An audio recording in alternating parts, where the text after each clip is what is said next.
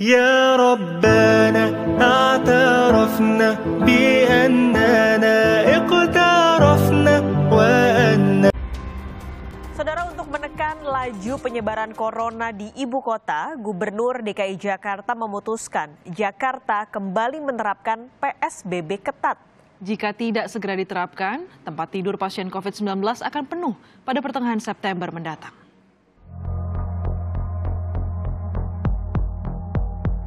Gubernur DKI Anies Baswedan akhirnya memutuskan kembali menerapkan pembatasan sosial berskala besar (PSBB) mulai Senin 14 September 2020.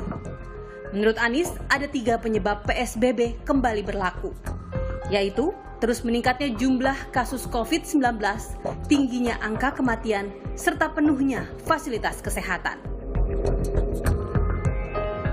Mulai hari Senin tanggal 14 itu ditiadakan, semua kegiatan dilakukan di rumah. Kemudian lalu lintas akan ada pembatasan kendaraan umum.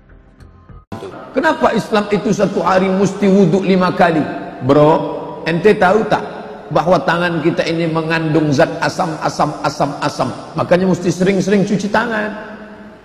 Keluar zat asam menyebabkan influenza, keluar zat asam menyebabkan batuk, keluar zat asam menyebabkan demam, keluar zat asam menyebabkan tifoid, keluar zat asam menyebabkan penyakit malaria. Maka dia mesti dicuci sering-sering. Oh begitu. Ini iklannya, coba tengok. Apa iklannya? 5 jari, cuci aku dong. Makanya sekarang ada hari cuci tangan sedunia. Jadi jawabannya rasional. Jangan ditanyanya, kenapa kalian cuci tangan 1 hari 5 kali? Pokoknya sudah begitu sejak zaman Nabi kami. Lakukan, kalau tidak neraka jahanam tempat kau. Maka dia ketakutan duluan. Begitu dia nengok kita langsung terbayang neraka. Itu siapa tuh? Neraka kata dia. Ajarkan dengan. Makanya kalau kita naik pesawat, tapi yang kelas tentu kelas VVIP, begitu kita duduk, datang pramugari bawa sapu tangan. Saya kemarin dibawakannya sapu tangan. Bapak tidak sih. Yang pertama kali naik ditengoknya, diambil dikunyahnya. Berasap, tengok sangka roti hangat. Padahal itu untuk cuci tangan. Kenapa? Membersihkan zat asam.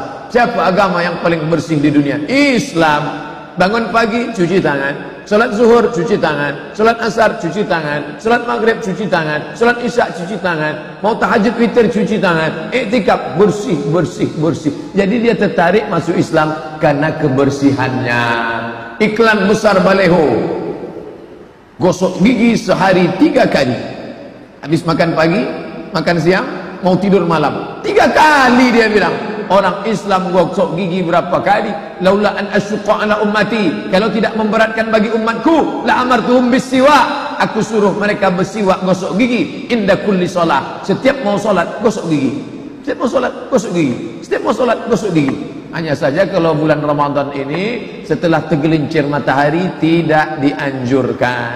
Tadi pagi ya, sudah tergelincir matahari gosok gigi makruh. Gosok gigi kumur-kumur, jam 2, jam 3 lesu, lemah. Begitu selesai gosok gigi segar, pakai mentol. Keluar dari kamar mandi, keluar salju dengan bunga-bunga. Bapak Ibu yang dimuliakan Allah Subhanahu wa ta'ala. Jadi cerita masalah agama rasional. Kenapa kalian itu sholat? Apa itu? Bro, ente bernapas dari mana? Dari hidung, lobang. Ente makan dari mana? Dari mulut, lobang. Tanganmu makan dari mana? Pori-pori, lobang. Tapi tulang tak ada lobangnya. Tulang-tulang di badan ini tak ada lobangnya. Lalu tulang itu makan dari mana? Dari banyak digerakkan. Makanya kami banyak bergerak. Tulang leher, bagaimana menjaga tulang leher? Banyak bergerak. Makanya hari Kamis pagi pegawai-pegawai kantor dinas teng.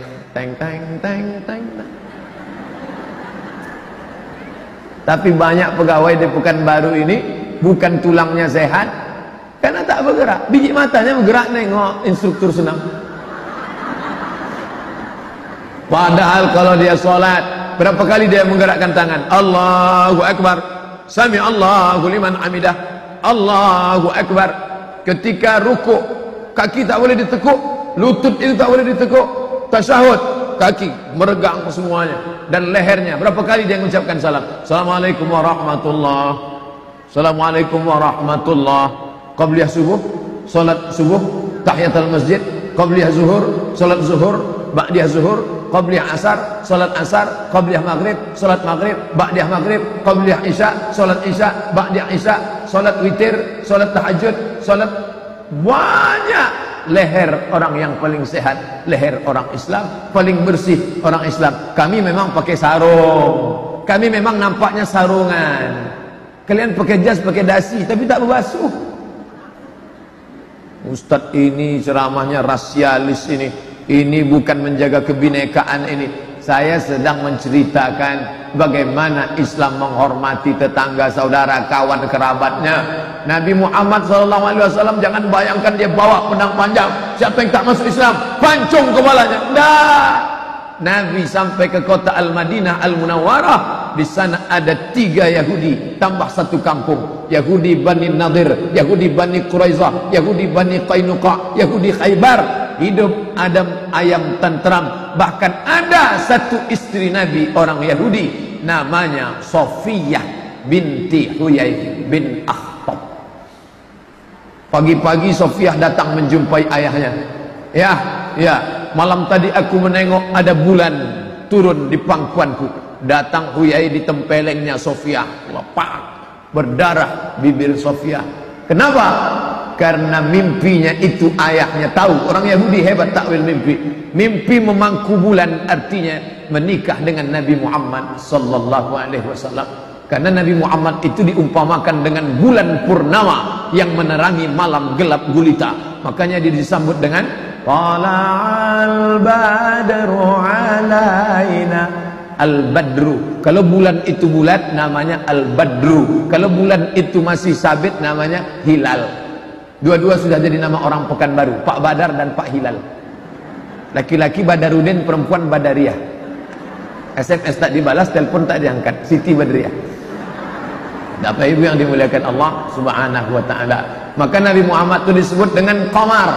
Qamar artinya bulan. Makanya ada syair yang dibuat oleh sahabat Nabi Hasan bin Sabit. Nabi Muhammad disebut dengan Qamar. Qamarun, Qamarun, Qamarun sidnan Nabi, Qamarun. Nabi diumpamakan sebagai bulan yang menerangi.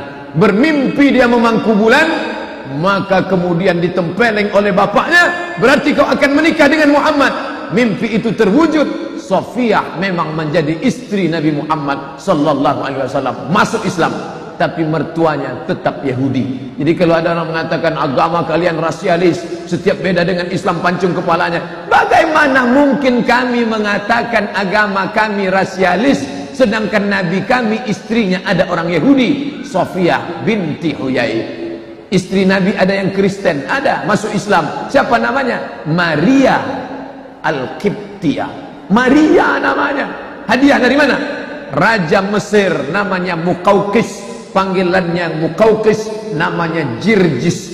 Dibawalah surat Nabi SAW. Yang membawa surat itu namanya Hatib bin Abi Balta'ah. Dibawa dari Madinah, menyeberang Laut Merah sampai ke Alexandria, kota yang didirikan oleh Alexander the Great.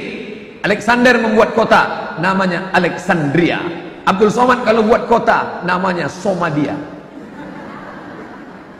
Nama rajanya Jirjis, nama panggilannya Muqawqis. Ini surat baginda Nabi. Dibacanya surat Nabi SAW, ditutupnya, diciumnya, dibalasnya hadiah banyak. Di antara hadiah itu dikirimnya 1 botol asal Banha, madu dari Banha. Sampai madu itu ke Madinah, diminum Nabi madu itu habis. Jadi kalau ada ibu-ibu BKMT, BKW, Ustadz Somad, kami dapat hadiah madu dari Ong Tai Kim. Kenapa tak diminum? Takut saya Pak Ustadz. Mari kasih saya biar saya minum. Nabi meminum madu hadiah dari Raja Mesir, agamanya Kristen Ortodok. Habis, dikasih kain putih. Karena Mesir itu produk tekstil, kain-kain bagus dari Mesir. Mesir peradabannya maju, piramid, Fir'aun. Maka kain putih itu diambil Nabi, disimpan, dijadikan baju jubah. diambil Nabi. Maka kalau dikasih pakaian boleh, dikasih minuman silakan. Lalu dikirim pula bighal, keledai paling besar, himar paling kecil. Antara keledai dengan himar, antara kuda dengan keledai, ada binatang pertengahan namanya bighal. Dikirimnya bighal untuk Nabi sebagai kendaraan dinas, dipakai Nabi. Ada bapak ibu dapat hadiah motor Yamaha Mio, tak usah sebut merek Pak Ustaz, motor lah pokoknya dapat, ya boleh dipakai, kecuali ada stiker-stiker, dipasangnya stiker haleluya, dipasangnya stiker agama, home santi home, itu baru tak boleh. Tapi anda dapat tanya dia, ini stiker boleh kami copot? Boleh, ganti, Allahu Akbar. Doa naik kendaraan, subhanalladzi sakhara lana hadza wa ma kunna lahu muqrinin wa inna ila rabbina lamunqalibun. Allahumma antas sahibu fis safar wal khalifatu fil ahad. Apa salahnya menerima hadiah? Boleh. Dikirimnya perempuan 2 orang, satu namanya Sirin, satu namanya Maria Al-Qibtiyah. Sirin dinikahkan dengan sahabat Nabi yang belum menikah, namanya Hasan bin Sabit.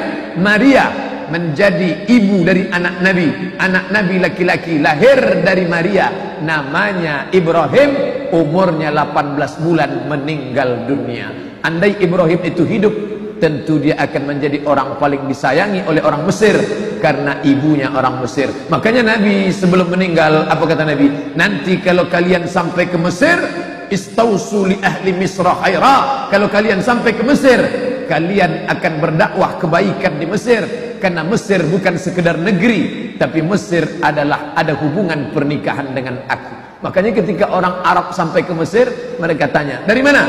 Dari Madinah. Oh, dari Madinah, iya. Pengikut Muhammad, iya. Muhammad Utsman II. Karena istri Nabi SAW ada orang Yahudi, istri Nabi ada orang Mesir, dan dia adalah muslimah bernama Maria Al-Qibtiyah. Jadi kalau ada orang mengatakan Islam ini rasis, Islam ini fasis, Islam ini hanya sesama dia saja, kalau tidak sama dia halal. Oh, tidak begitu saudaraku. Pelajari Islam dengan baik. Makanya orang-orang barat yang belajar tentang Nabi Muhammad, tapi yang paham, dia puji Nabi Muhammad itu luar biasa. Ada seorang perempuan namanya Karen Armstrong. Karen Armstrong. Dari namanya Bapak Ibu sudah tahu, ini orang tak mandi wajib dan tak sunat. Karen Armstrong. Tapi dia tulis buku the best seller, buku terbaik. Apa judulnya? History of Prophet Muhammad, peace be upon him. Sejarah biografi Muhammad, diceritakannya kelebihan-kelebihan Muhammad. Ada lagi orang Amerika namanya Michael H. Hart. Michael H. Hart, judul bukunya 100 Influential Person in History. 100 ranking, 100 ranking orang-orang paling berpengaruh di dunia. The Moses ada, The Jesus Christ ada, Buddha ada, Siddhartha Gautama ada, tapi dibuatnya nomor 1, the first, orang porong nomor 1, Muhammad sallallahu alaihi wasallam. Kenapa? Karena dia melihat ada sifat-sifat humanisme, kemanusiaan dalam diri Muhammad sallallahu alaihi wasallam. Itulah yang masuk ke negeri Melayu ini, sehingga orang Melayu bumi lancang kuning bisa menerima siapa saja yang datang ke Riau.